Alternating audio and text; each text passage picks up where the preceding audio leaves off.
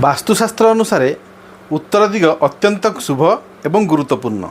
यही दिगर अधिपति होउचंती धनर देवता कुबेर एवं यार ग्रह होउचंती बुध। आमे बहुत आशा रखी उत्तर दिग और पूर्व दिग को मुख्य द्वार खोली देते कि आमर बहुत भल शुभफल मिलिबो।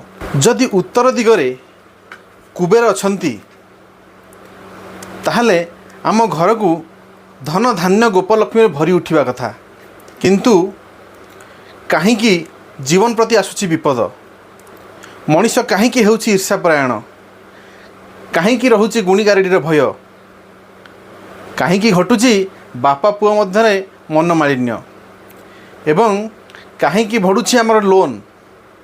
जोठी कुबेर भगवान अछंती सेठी आम घर को धनरत्न भरी जावा कथा, किंतु हेउची लोन। कौन पाई आम घर झील बोहू मैंने लज्जाहीन हो जाउछंती एवं खराब काम लिप्त रहउछंती। ए सब जानिमा आमर उत्तर दिगर मुख्य द्वार हेले मध्य केउ पद एवं तार कौन गुणधर्म रहिला से विषय में जानिबा। चलंतु देखिबा एबे आम उत्तर दिगरे जो 8टी द्वार रहुची से द्वार मध्यरु केउ गुड़िक आम मान पई उत्तरोत्तर उन्नति आने एवं केउ गुड़िक आमको हानि पहुँचाई थाए। चलंतु देखिबा एबे आमे देखिबा नॉर्थर जो 8टी द्वार अच्छी, नॉर्थर प्रथम द्वार जो द्वारपाल रहिले से होचंती रोग। जदि यही द्वार रही जाए कौन हुए ना आमर शत्रु भाव बढ़ी थाए, जीवन प्रति विपद एवं मानसिक चाप मध्य सृष्टि होता है। तापर चलन देखिबा द्वितीय द्वार ए द्वार जे द्वारपाल रहिले से होचंती नाग। यही द्वार कौन करे ना बाह्य शक्ति को आकर्षण करे, जेमिति गुणीगारेडी लोक ईर्ष्यापरायण हेबा संतान मान पर अशुभ होता है। तेणु ये मध्य घर और परिवार मध्य अशांति आनी थाए। तेणु ये द्वारटी मध्य भल द्वार नुहे। तापर आमे देखिबा तृतीय द्वार जे रहिले तांकर जे द्वारपाल रहिले से होचंती मुख्य। ये द्वारटी आम पे अत्यंत शुभ। यह आमको कौन दे थाए अपार धन संपत्ति व्यवसाय सफलता मध्य प्रदान करे।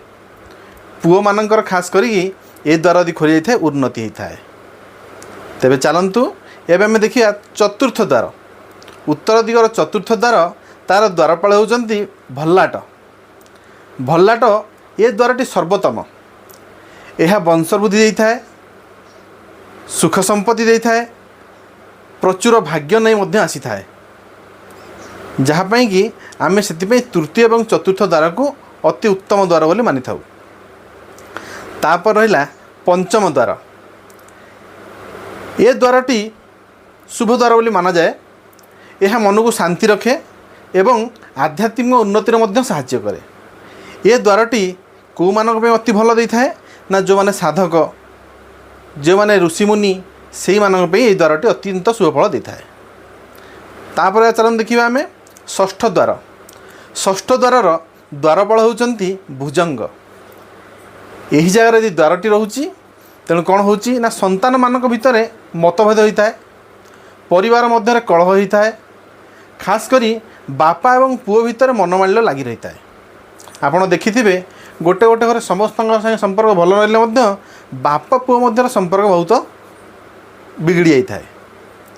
चलते एबे देखिबा आमे 7 नंबर द्वार जे द्वारपाल होउचंती से होउचंती अदिति।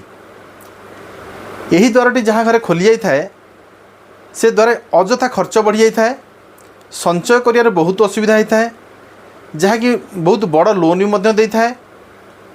ये जो द्वारटी जहाँ खोली जाता है देखा जाइए ये घर झील बोहू मैंने लज्जाहीन हो जाती एवं अनैतिक कार्य लिप्त हो जाती एवं यही द्वार खोली से घर झील मानकर कमांड अधिक रहता है।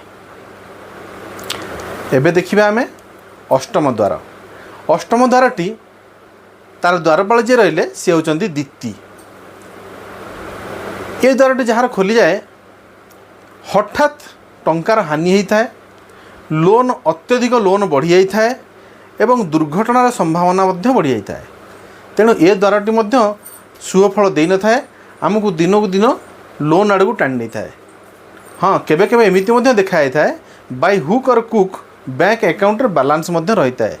आमर लोन बढ़ी जाए, जदि आम लोन को सुझी पारे तो आमको बहुत भल होता है, जदि लोन न सुझी पारे आम बैंक करप्ट हो जाती।